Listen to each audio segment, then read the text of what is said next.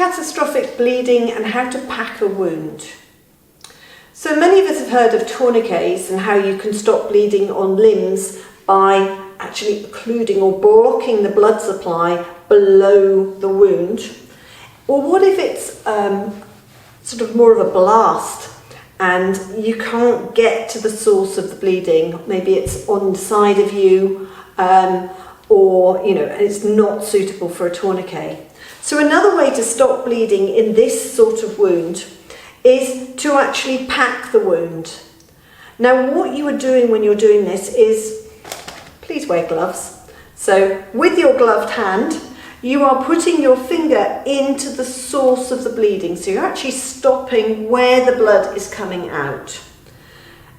You are then getting something to pack that wound. Now, the military use things like, and the NHS use things like Celox or trauma gauze, which has a clotting agent on it, and that will increase the clotting and allow the wound to clot far quicker than you packing a wound. However, packing a wound with an improvised dressing is still incredibly powerful.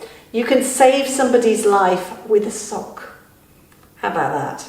So, what you would do is find the source of the bleeding with your finger, so gloved finger, gloved hand, and you get something like this. This is just a triangular bandage, or it could be a sock, or it could be a bit of cotton shirt, or whatever. And what you are doing is literally putting that in, and then bit by bit, you are lifting up and pushing down on top of this packing, so that you are packing that wound in all the different areas, so that as you are packing it, which you would do relatively quickly, you are then filling the wound with this material, so that when you are now pushing down, you are applying pressure directly to the source of the wound because you have filled it.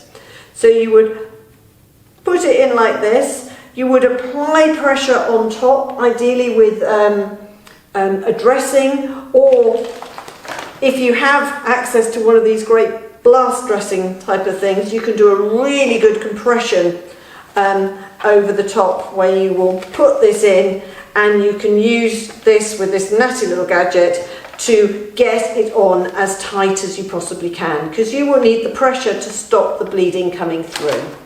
So you would put this on, you twist it, this one, as you go round, but you would put this on tightly, and you would get emergency help as quickly as possible. Look for signs of shock. If they've got a catastrophic bleed, they will be showing signs of shock. Keep them warm, keep them dry, elevate the legs if at all possible, and this is an emergency, get help fast.